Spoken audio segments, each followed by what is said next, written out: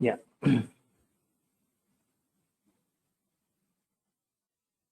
Hadoop is providing two services. Hadoop is meant for two things: storage and processing. It is meant for storage and for processing.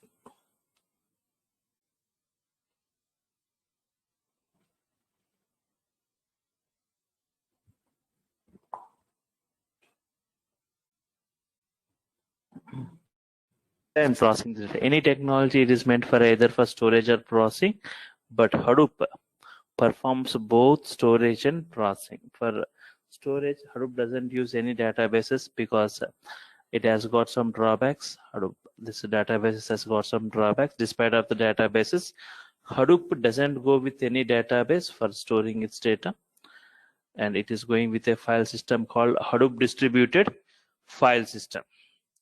And for processing, does Hadoop use any current technology? No, it's going with an execution model. Storing the data and processing the data.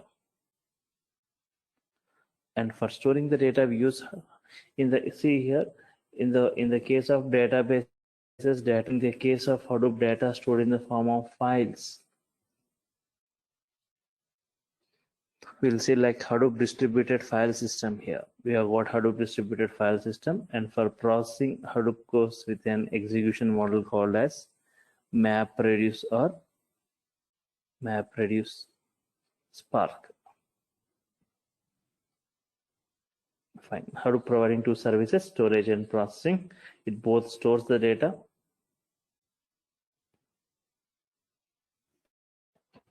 Okay. For storing the data and for processing the data. Okay. Coming back here. So I was saying like there are two types of applications: online applications and batch applications.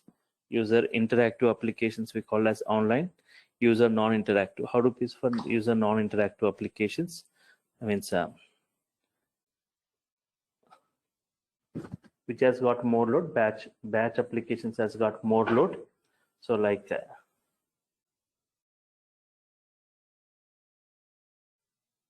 statement generation, credit card bill generations, phone bill generations, railway ticketing, all these okay examples of batch.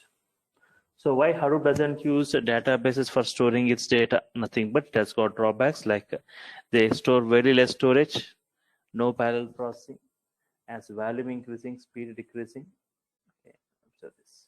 You see the queries record by record, as the number of records are increasing, as volume increasing, the speed decreases, right?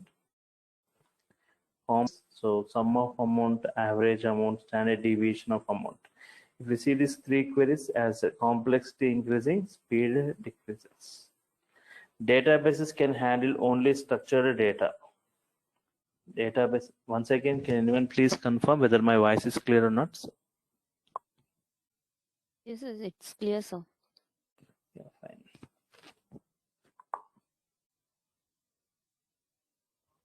Databases can handle only structured data. They cannot handle unstructured or semi. Handles all the varieties of data.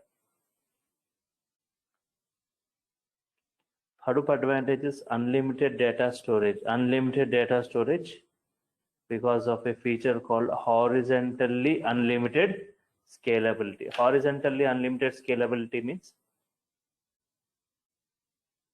one second.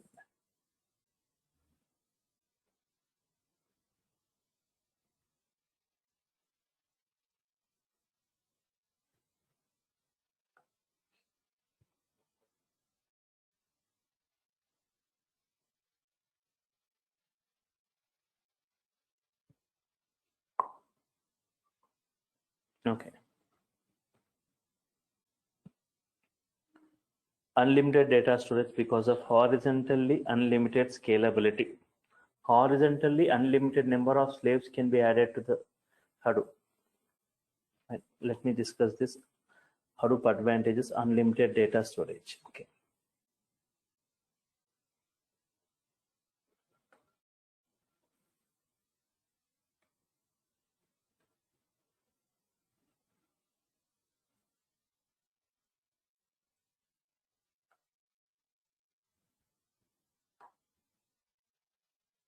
Cluster. What do you mean by Hadoop cluster?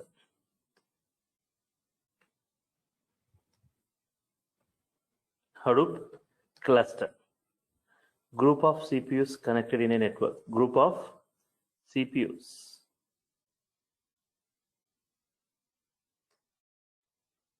Network.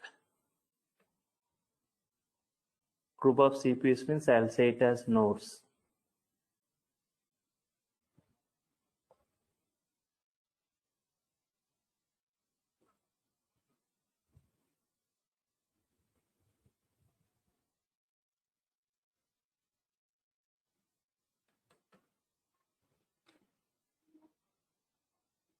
Group of CPUs nodes connected in a network.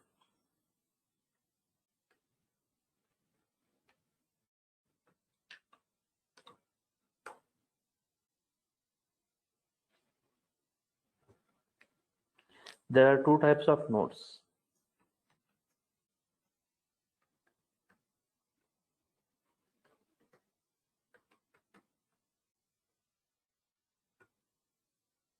Master node.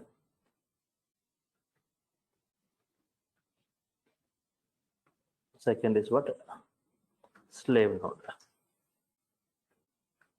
Master node, or I can say like we call it as like name node.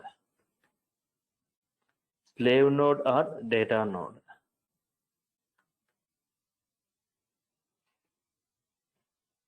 See, there are two types of nodes: master nodes or slave nodes. Hadoop follows master slave architecture, but not client server architecture. What is it?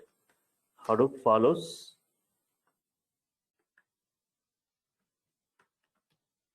not client server architecture, it follows master slave architecture. Hadoop is not for request response architecture.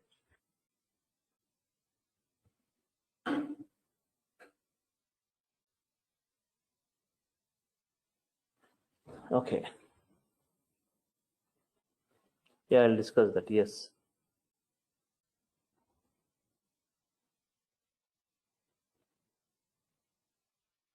Yeah, Rohit, I'll be discussing it. At the end of the session, I'll be briefing you about those things.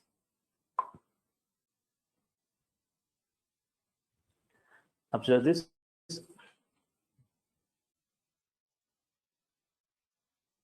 This is master node. This is master node. These are slave nodes. Master and slave architecture. Master and slaves. Slave 1, slave 2, and slave 3. S1, S2, and S3.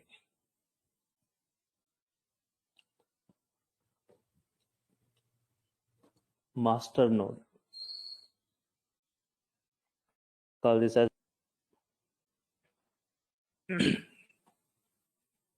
slave nodes or data nodes. Why the name data nodes? Why the name data nodes? Because observe. In Hadoop, data stored within the slaves and data processed by the slaves. Data stored by the slaves and data processed by the slaves. In Hadoop, data is stored in the form of file f1.txt, a bigger file, for example, like into smaller parts, divided into smaller parts.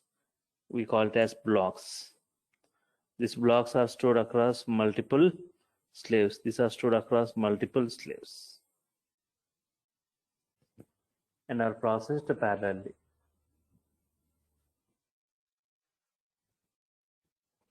They are stored across multiple slaves and are processed parallelly, right?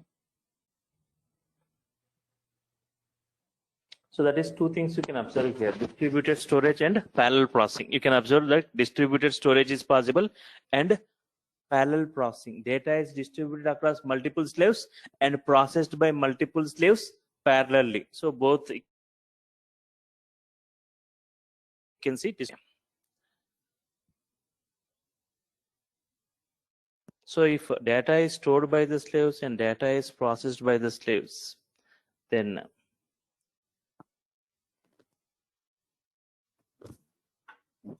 what is the work of this? Sorry, this is name node, right? This name node.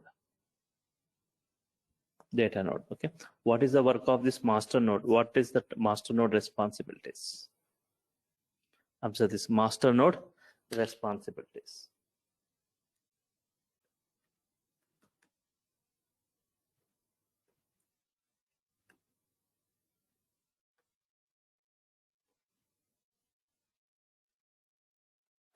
Task assignment.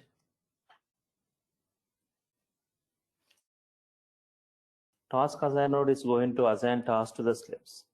T1 task to S1, T2 task to S2, T3 task to S3.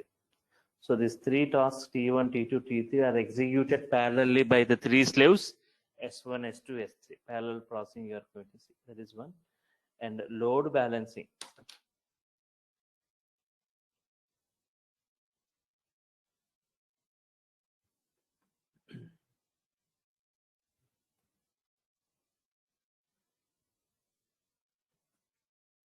Task assignment, load balancing. Slaves will be, okay, for example, here if we observe T1, T2, T3 tasks, it doesn't mean that we cannot burden particular slave by assigning more number of tasks. So depending upon the master is going to allocate the task to the slaves. It is going to balance the load to all each and every slaves. So the task will be given to the slaves which are ideal, which are free, which are more free.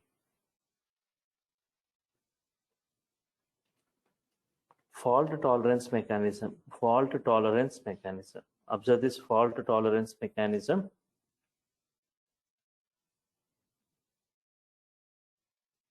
If multiple tasks are processed by multiple slaves parallelly, and suddenly if any slave goes down, then the task of the slave is going to be assigned to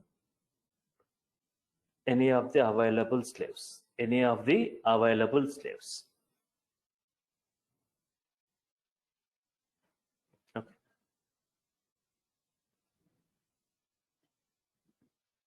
This process we called as fault tolerance mechanism. When multiple tasks executed by multiple slaves, suddenly if any slave goes down, then the task of that slave is going to be allocated to any of the other slaves.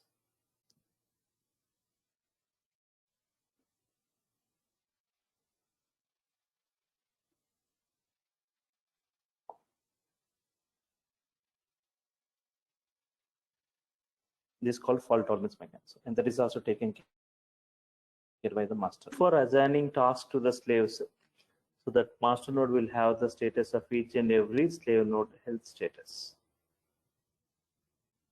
Yeah, Ravi Kumar, any query? Yes. Yeah, hi sir, myself Ravi Kumar. Yes. Actually, this is my first class. So you mentioned one line Hadoop cluster equal to group of CPUs. So in future you will discuss more, or else can I ask right now? I have some doubt on that line. Yeah, go ahead. CPUs means, but until generally we will read in some Google, some websites. Cluster means number of computers in the network they will call. Computer in the sense hard disk and RAM also will come, but here you written CPUs means everything, right? CPUs means group of CPU only, all those, right? RAM, hard disk, everything comes, right? No, okay, node. sir. Thank you. Node means you can see like it's a system, okay?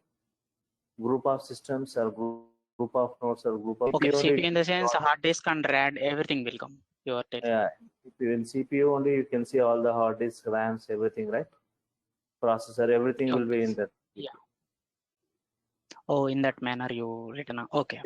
Generally, Thank for you. your understandable form, I wrote in, but generally I can say group of nodes connected in a network. Group of nodes. Okay. For your understand purpose, I have just mentioned the word CPU, but generally in our terminology we say nodes. Nodes means systems, computers, CPUs connected in a network. Thank you. There are two types of node, master and slave. Hadoop performs clients. Hadoop performs what? Hadoop is not for online processing. It is for batch processing. Okay. Fine. So this is all the master node responsibilities. Slave node responsibilities are two. Slave node responsibilities are two. Can anyone say what are the slave node responsibilities? I want the sessions to be interactive. Data storage. Yes, yes. Processing data, right?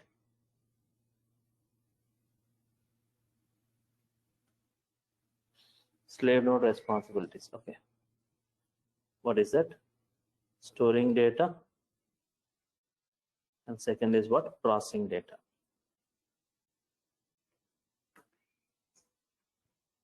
Storing and processing data.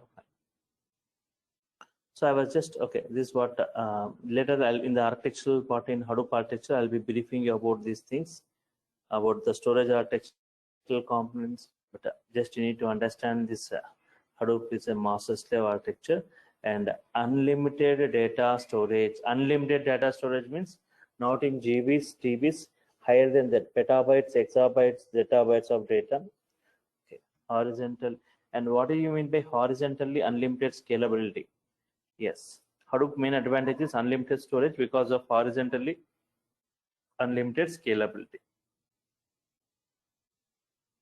Okay, now observe. Yeah, any query?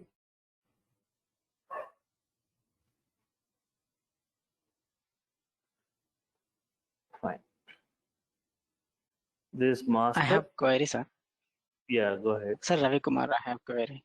Yes. So data node is different and cluster is different, sir. I think both are same. Okay. Yeah. 1 second. Go ahead in this. That 1 second. I'm drawing. So here, this is master node. S1, S2, S3, S4. This is what data nodes we call. Slave nodes or data nodes. This entire thing we are going to call it as a cluster. What is this? Cluster. Cluster consists of group of nodes connected in a network. Within the cluster, you have got two types of nodes. What is that? Master node and slave nodes, data nodes.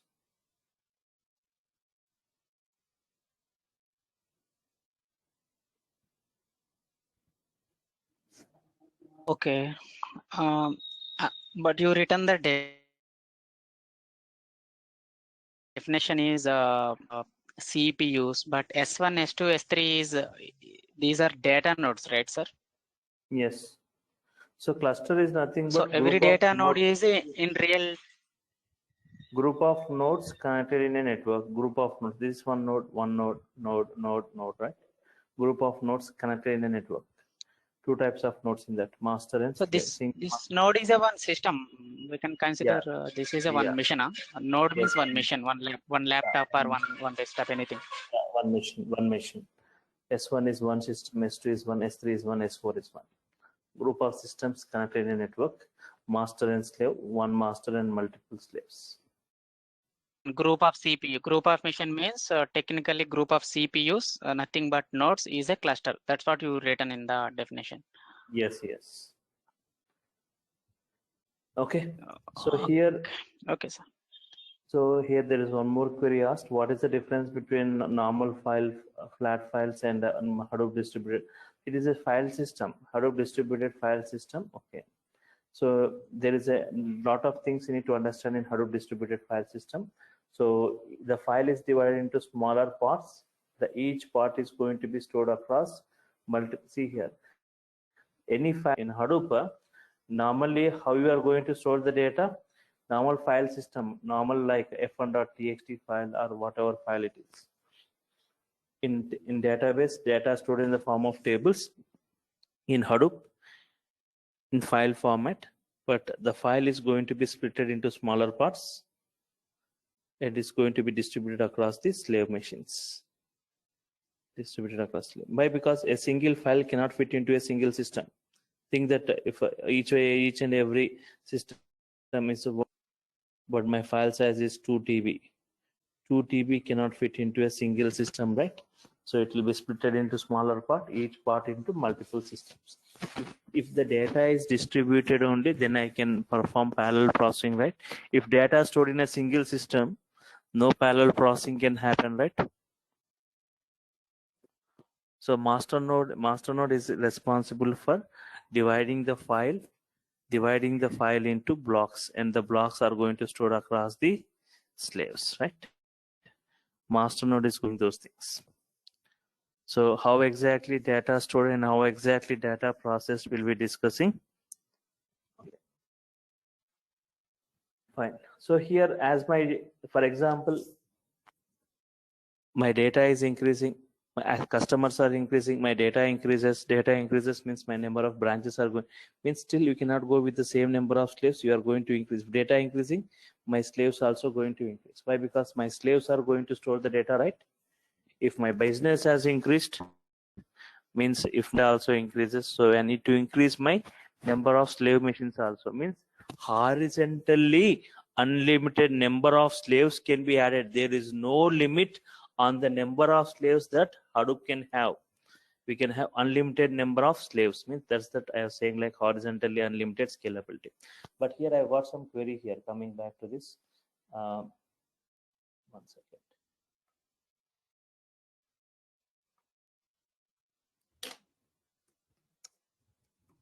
Why databases?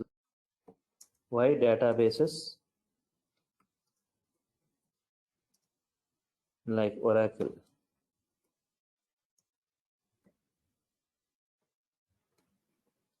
cannot support unlimited storage? Cannot support unlimited storage.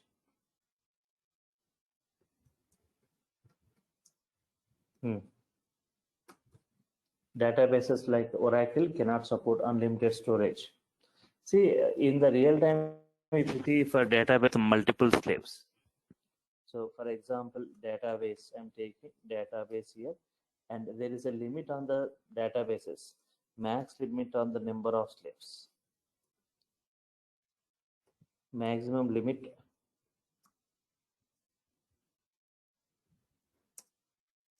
number of slaves.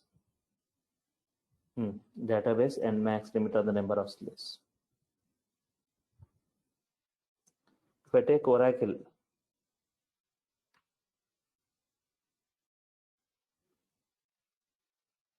it can go with max of 256 slaves. 256 CPUs are nodes, 256 nodes are CPUs.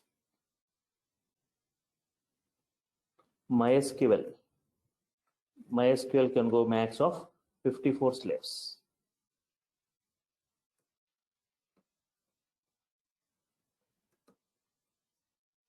But MySQL Express, we have got MySQL Express can go with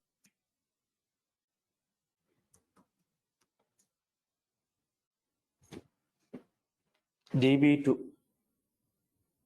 We have got like DB2 can go with maximum of 256 slaves. SQL Server can go with maximum of 256 slaves.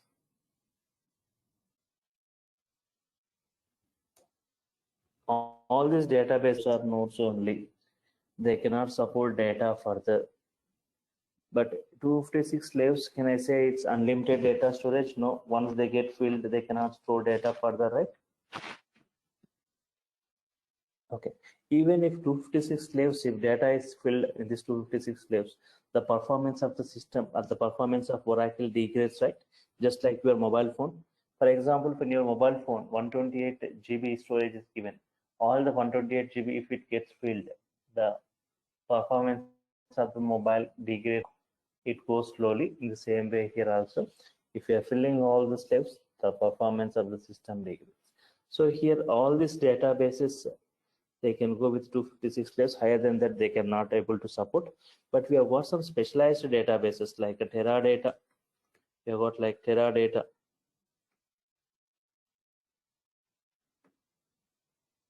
It can go with maximum of 512 slaves or CPUs, node systems.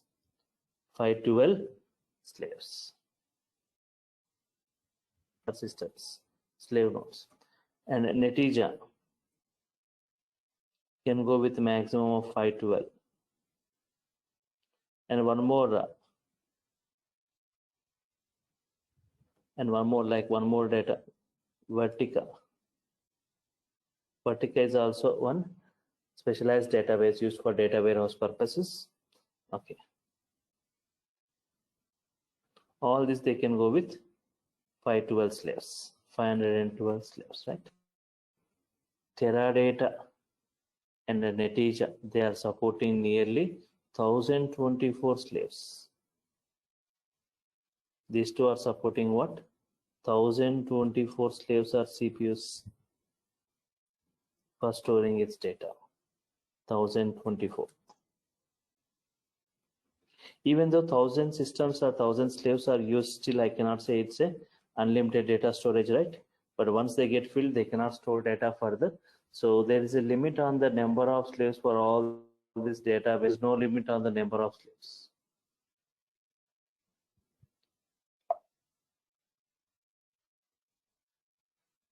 For Hadoop, there is no limit on the number of slaves. Horizontally, unlimited scalability.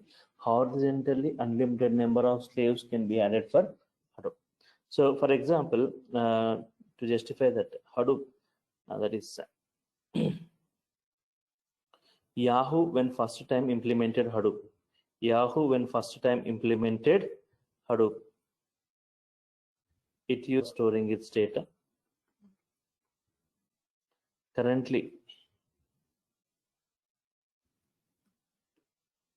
Yahoo going with 12,000 slaves for storing its data.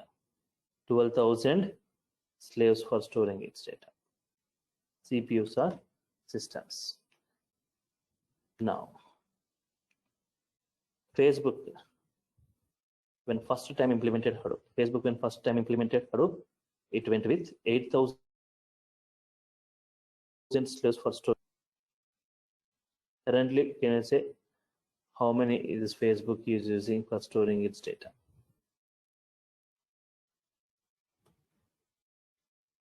Currently, it is going with 42,000 slaves. 42,000 slaves for storing its data. Okay, that is what, unlike the other databases like 256 or 1024 or 512, Hadoop doesn't has any limitation on the number 1,000 or 5,000, 10,000, 30,000, 40,000, 50,000 number of slaves. Okay.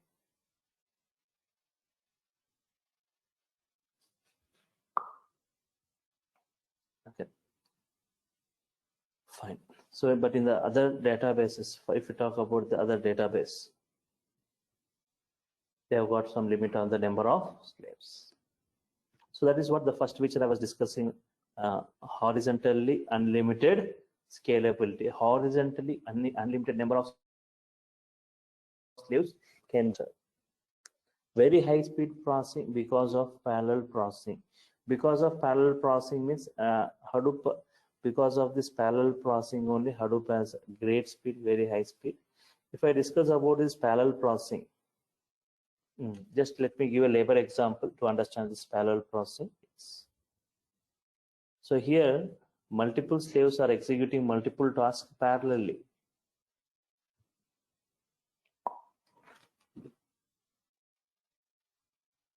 Okay. For example, this is non-parallel, and this is what parallel. This is what non-parallel and parallel. Okay. One person, see here, one person preparing one item takes 1 minute. The same one person preparing 10 items takes how many minutes? 10 minutes, right?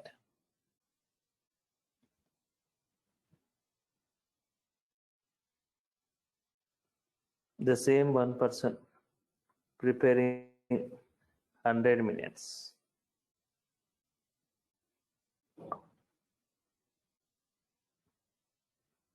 One person preparing one item taking 1 minute, one person preparing 10 items taking 10 minutes. The same 100 minutes it takes. So, but in the case of parallel processing, for preparing one item 1 minute, for preparing 10 items 1 minute, for preparing 100 items 1 minute, right? Means here 10%, one person preparing, 10 persons preparing 10 items taking 1 minute, 100 people That is what here we are seeing like persons, but in our terminology we are saying it as systems. So yesterday I was just showing you the processing related to this, how Hadoop is proven in the market. So even if you observe this, Hadoop, see, its Hadoop speed was tested by using this various different other. See, Yahoo has taken a table of size 100 TB, consisting of 1024 columns. So task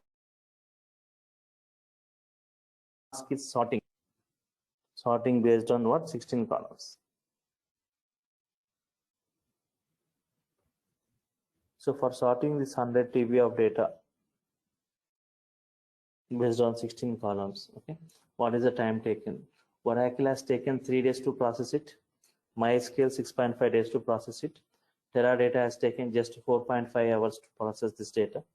Vertica has taken 3 hours. Finally, Hadoop has taken only just 3.4 minutes to process it. Latest version it has just taken only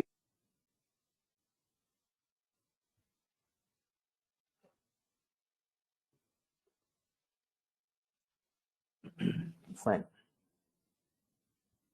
So that is what, coming back to the advantages, horizontally unlimited scalability, unlimited storage, very high speed processing, can handle all varieties of data, structured, unstructured, and semi-structured. Okay. And Hadoop is an open source. Yes. Sorry, sir. Sir, I have one confusion actually in the first point. My confusion was actually in Oracle, it will not support unlimited storage because their maximum capacity is something 256 nodes. But in Hadoop, there is no concept like that. Horizontally, we can increase. That means we can put missions horizontally up to whatever extent we required. Yes. Is that only the reasons are, or else in Oracle, even though if you can able to store in the, we can't make communication between them, right, sir? Actually, that is the drawback, sir. Am I correct? Correct me if I am wrong. First thing is in Oracle, parallel processing, will it happen? No, right? If you take yes. Oracle, no parallel processing. First thing is, if you are storing any table, it stores in one system only. It is not distributed across multiple systems, right? If data is not, I mean, say that suppose if I take 100 TB database from Oracle, so my database is filled. Then again from the Oracle, I have taken another 100 TB of Oracle database. Then I fill the data, but I can't make the communication between, and I can't make the join between these two databases. It is not possible, right, sir? In the Oracle.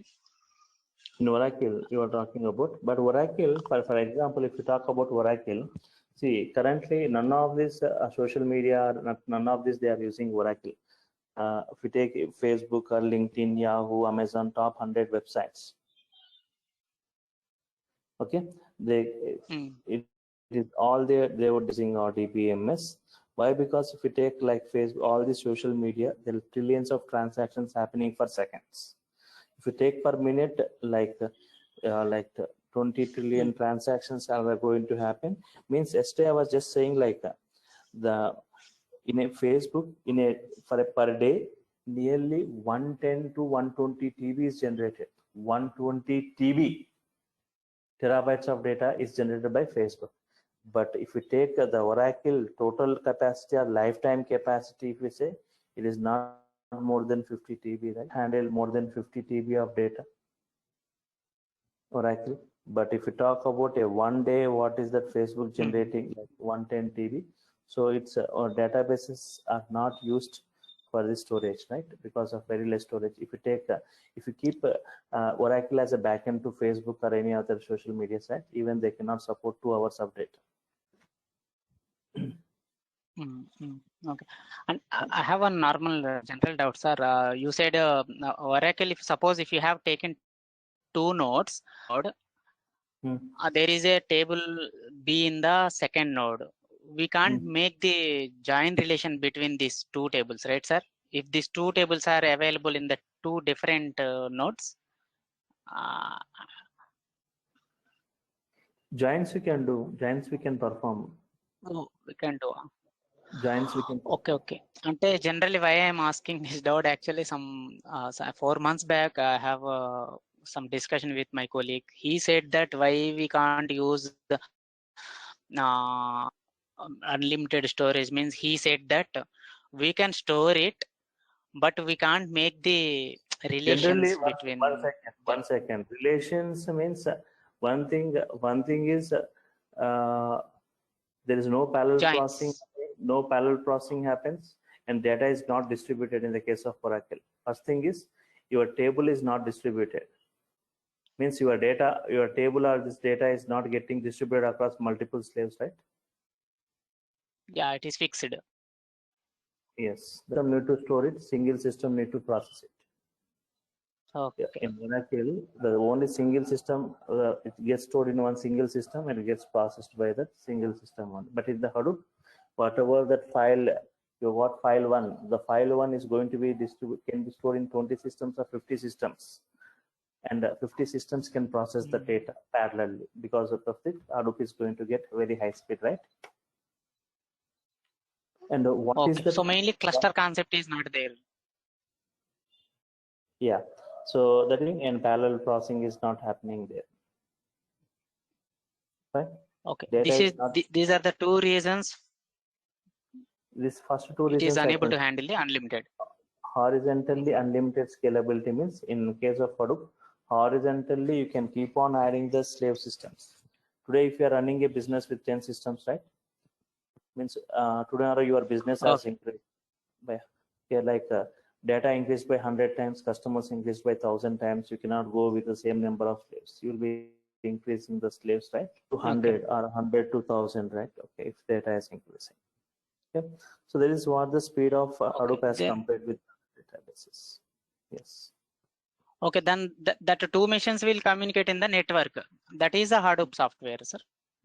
So yes. if you increase one more system, then automatically it will connect that existing systems. Commissioning and decommissioning. We say what? Commissioning and decommissioning. Adding the systems and removing the systems. Decommissioning, removing the slaves. Commissioning and adding the slave systems. Thank you, sir. Thank you. So understood, right? While databases cannot store huge data or unlimited data because there is a limit on this, but in Hadoop there is no limit. They can go with as number of slaves. So and these are the advantages, drawbacks of databases, and why Hadoop requirements. Hadoop provides two services: storage, and it's for storing the data and also processing the data.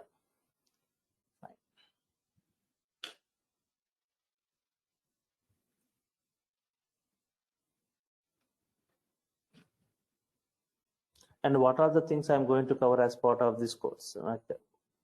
Hadoop ecosystem Hadoop ecosystem components.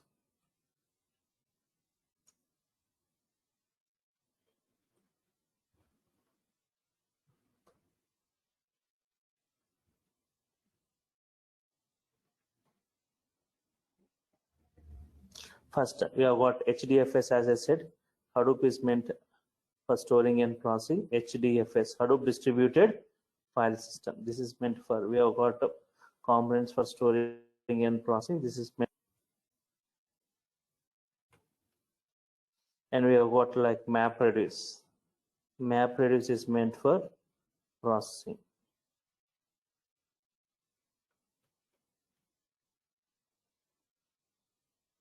So we have got components in Hadoop for storing and processing. So which are the meant for storage and processing?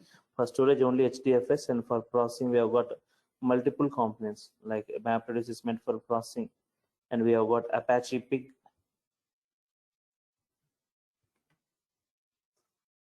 Apache, this is also meant for processing, and this processing of Pig.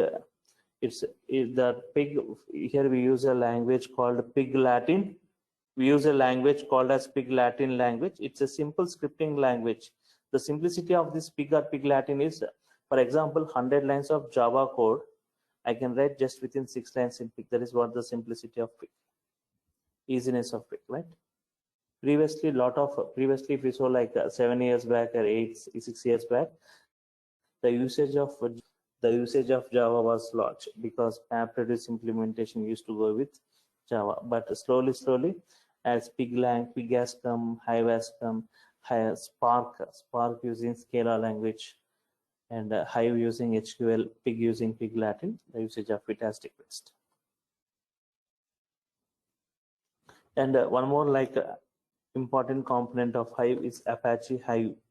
Apache Hive is a very important component. It is also meant for processing.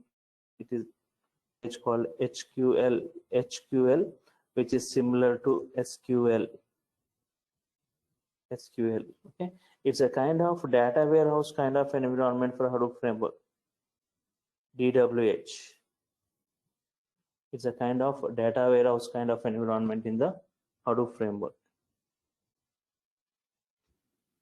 What is it? Apache Hive component. Here in Hive, we are going to make the data structured, we are going to store the data in the form of tables. Like we have got internal tables, external tables, and we are going to make querying on the data. Unstructured, semi-structured data, unstructured data. You are just going to process it, and you are going to make it structured. You are going to create tables. On the tables, you are going to perform querying. Okay.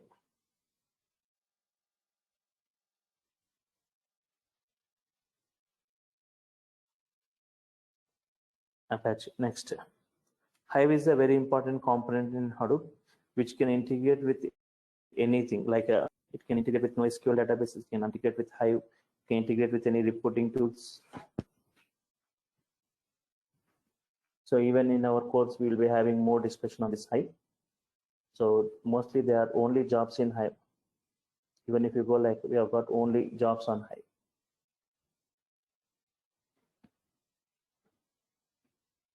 Okay. Next is Scoop. So data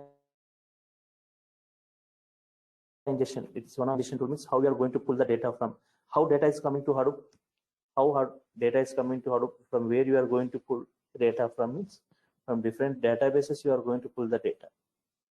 Scoop is nothing but full form SQL plus Hadoop. SQL plus Hadoop. The first two characters of this and last three characters nothing but Scoop. So means importing data from, what is Scoop? Importing and exporting data. Import and export operations.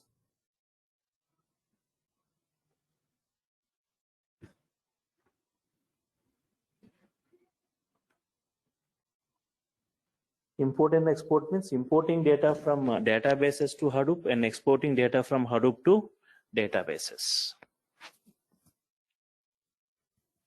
Importing means after processing the data from Hadoop to databases, again you can export the data.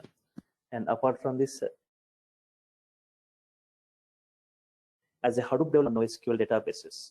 NoSQL databases today, it has got a great boom, like schema-less behavior, random access you are going to see. Hadoop performs sequential access for random. Yesterday I was saying Hadoop is only for batch processing, not for online processing, but Hadoop integration with NoSQL database can perform both batch and online processing.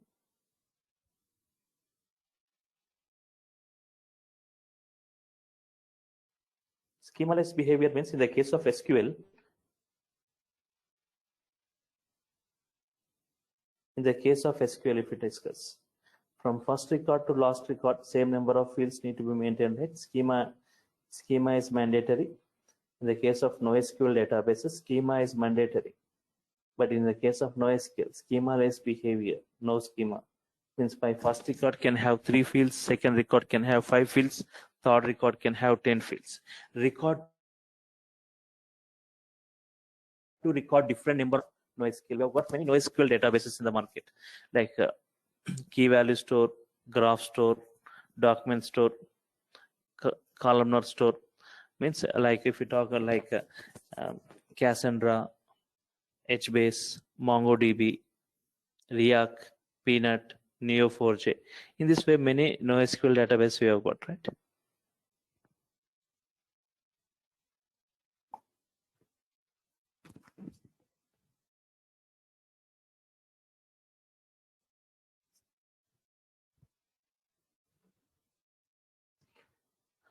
See here, whenever you are maintaining some cluster, yes, Zakir Hussain, whenever you are maintaining a cluster, slaves, horizontally unlimited of slave systems, means data is going to be distributed across the slave systems, right? In your disks, you are increasing your slaves capacity. Okay, fine.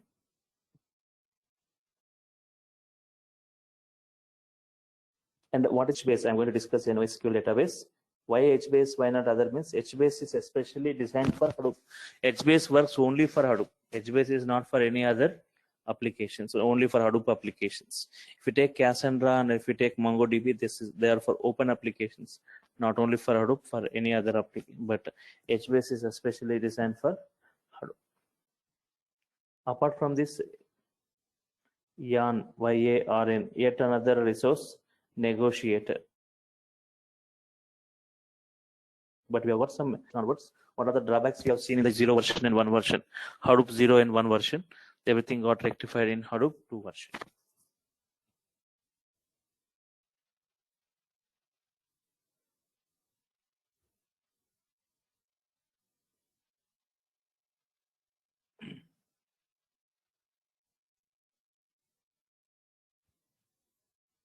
Okay.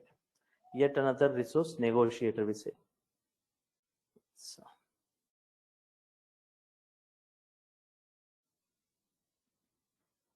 So even I'm going to give the knowledge on streaming technologies like Flume Kafka. What is that? Flume is a capturing streaming data. Streaming data means, what do you mean by streaming data?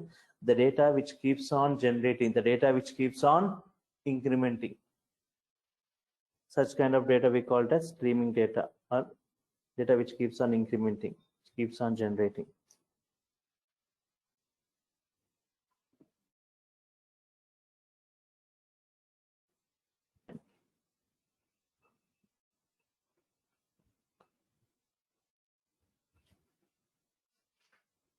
Example like your tweets,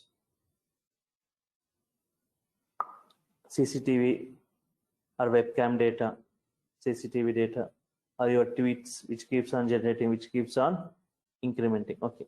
And Zookeeper, just I'm going to discuss about Zookeeper. Controls and coordinates all the Hadoop components. It controls, Zookeeper controls and coordinates. The name itself saying Zookeeper, just like a security guard. It controls and coordinates all the Hadoop components.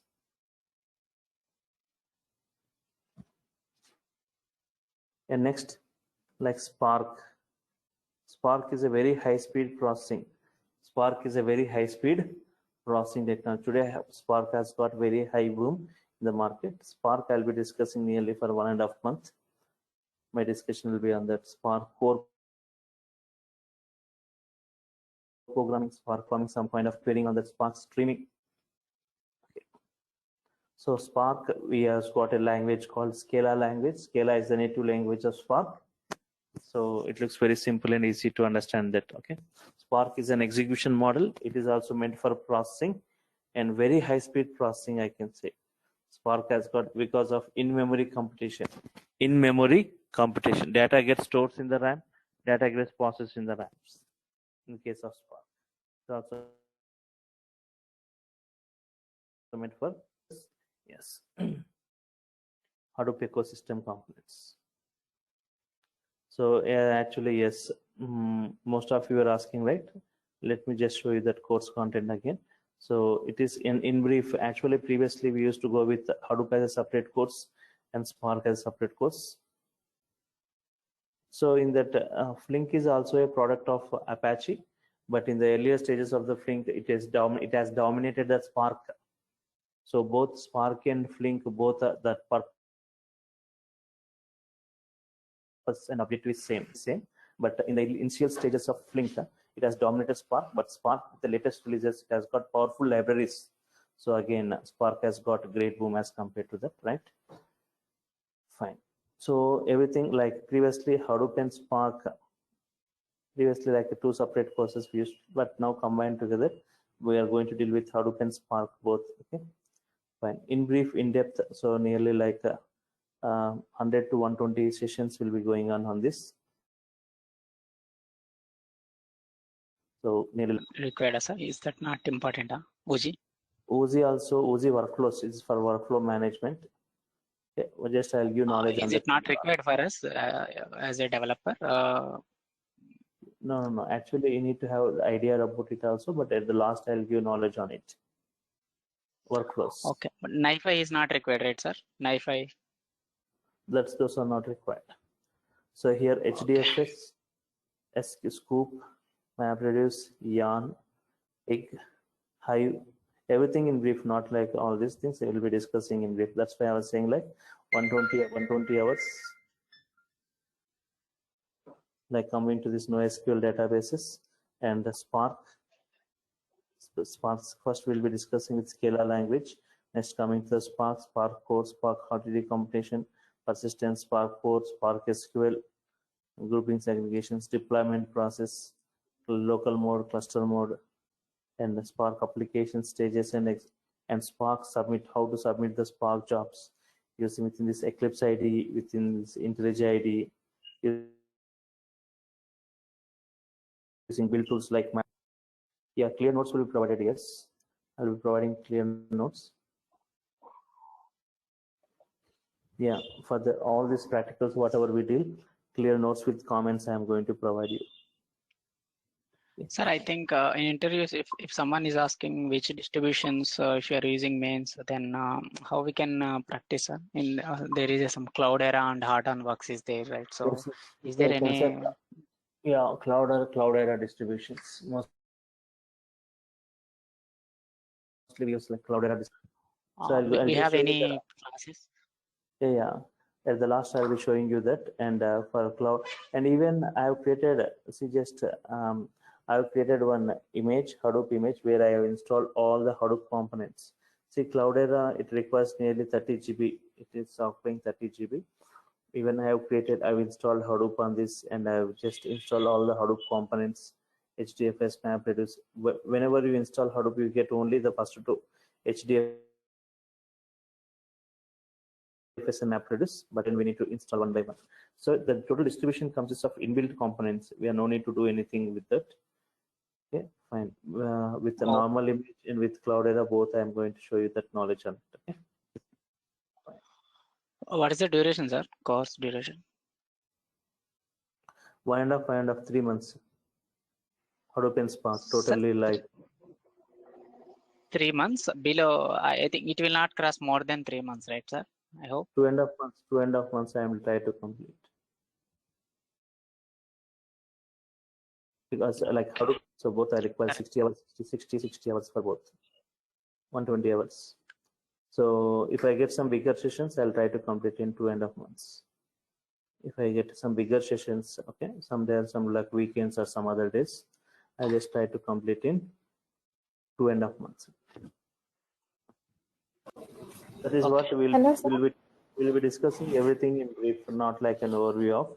So even in the industry, also the technical skills, it have everything in brief about each and everything. Yes, any query? Yes. So it's Miss Neha. So a little back, I called the institution, Durga. She said that course is 4 months. No. Actually, no. Actually, I will be taking on the weekends. I'll be closing in 3 months because 4 months. Some of the students. Yeah, even I want a short-term course. I'm waiting for short-term course, so I did not conclude her anything about the. Yeah, no. Actually, if it's parallelly, I'll be going with Spark after Hadoop starting within like 1 month of completion of Hadoop. Parallelly, I'll start with Spark. If I previously, like if they are after completion of Hadoop again going with the Spark, right? It takes a lot of time, and for you also the number of days are going to increase. So somewhere, otherwise I'll take some bigger sessions. I'll try to complete within 2.5 months. Previously, like after completion of Hadoop, Spark goes means it is taking like that much of 2 months for Hadoop, 2 months for Spark. Previously, Hadoop and Spark, right? Hadoop first, after Hadoop, students are going for Spark, right? But today, like Spark combinedly, we are offering you, and that too with a low cost. So this is an offer batch that is for the COVID reasons. The batch, okay. It's an offer batch with both the Hadoop and Spark combined. We are providing it, and I'm trying to complete within 2.5 months. Max 1 plus 3 months. Sir, will you take sessions more than 1 hour? 2 hours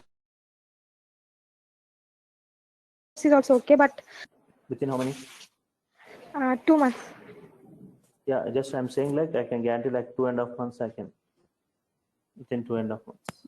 Why? Because huge syllabus like Hadoop and Spark. We are covering nearly 12 components. Nearly 12 components I'm covering. Okay, sir.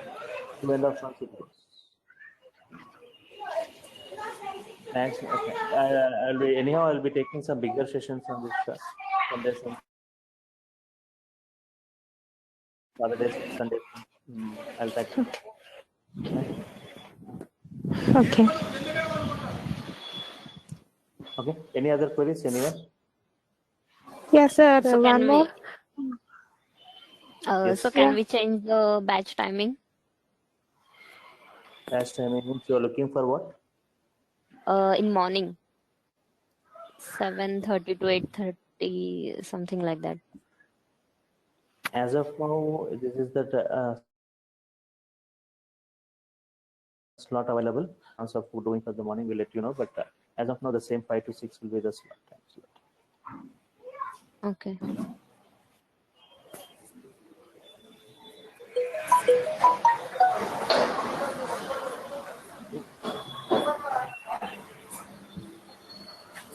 Hello. Hello. Hello, sir. Can you hear me? Hello. Yes, yes. Yeah, yeah. I So can hear actually, you. what are the yes? I need to know what are the prerequisite skills needed before learning this, before doing this course. So actually, Java knowledge was required, but that usage of Java has decreased a lot. We are going with Spark with Scala language, Pig with Pig Latin, Hive with SQL, right? But previously we used to use that, but not required now. Basics of SQL and basics of Linux required.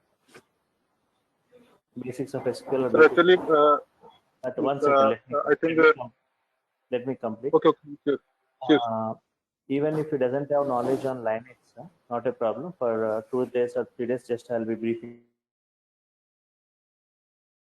you about all that comments, right? Not like total in brief on the Linux comments, like basic knowledge on Linux comments and basics of SQL. Even if he doesn't have knowledge on this, so we'll be briefing you on 2 days. 2 or 3 days first we'll be briefing and then we'll be going to the practical part. Right? So keeping all the students in point, we'll be going with that, right? We'll be briefing about the Linux commands and SQL commands before we go with this. Right? But generally, Hadoop doesn't use any database, but still you are going to pull the data from the database, right? So the knowledge, basic knowledge on the SQL. So another question is, so is there any Java collection knowledge needed? Java means for one component like MapReduce, now it is not much used in the industry. It got outdated. Previously, it was mostly used in 2013, 14, 15. That Java usage was there, but now it has decreased. Huge codings, right? So now using Spark or using tasks. 100 lines of Java code we are going to write within 6 to 7 lines. Okay. Thank you, sir. Okay. Yeah. Any other queries? Anyone? Yes. Fine. This is Prakash. I have a doubt. Yes. 1 second. Before that, and everyone, you can attend the session tomorrow also. So to go know more on this Hadoop. Same time with the same link. Right? Yes, you can go with your queries. Yeah. So just like Java, so I had heard like Python is also used while Hadoop and we are implementing Hadoop. Yes. Spark with Scala, we are saying that Spark with Scala language, Spark with Python also. We can Spark with Scala, Spark with Python. Means, currently, if you see in India, like Scala is mostly they are working using Scala, but in the US they are going with Python, Spark with Python. One is Scala is the native language of Spark. Everything Spark built by using Scala. Scala is a language. Python is also a language. You can use any language. Not only like Spark can be coded with Scala, Python language, or language, even Java also. The Java is never used. Only like Value Labs company is using that Java. Other company like Spark with Java. And the current Spark with Scala is mostly used. Python is also used for machine learning libraries, for machine learning tasks, like even Spark with Python. Okay. Yes. So I said there is no prerequisite, right? So knowledge, core Java knowledge is sufficient, or do we need to have like advanced Java knowledge as well? No. All this you are not going to do all those. Basic knowledge of Java, even if it doesn't have, anyhow we'll be discussing Scala. Like Scala will be similar to that. We will be discussing all those Scala variables, Scala data types, Scala control structures, like okay, Scala functions, everything I'll be discussing here, which looks, that syntaxes look similar to Java, right? Basic knowledge is enough. Even the students who doesn't have knowledge on Java, still the Scala language, anyhow I'm going to, here I'm given, right, Scala. Here Scala programming, Scala basics, data types, variables defining, typecasting, Scala expressions, and this everything I'm going to call Scala control structures, Scala collections, Scala transformations, Scala functions, Scala arrays, everything I'll be discussing that. Okay, fine. Okay, so I'll stop here for today. Okay, I'm running out of time. Okay, next we'll meet tomorrow, same time with the same link. Okay, so still, if you have got any queries, you can ask me up in the tomorrow session, right? Fine. For today, meet you tomorrow, same time. Okay, thank you all for your time. Thank you. Thank you.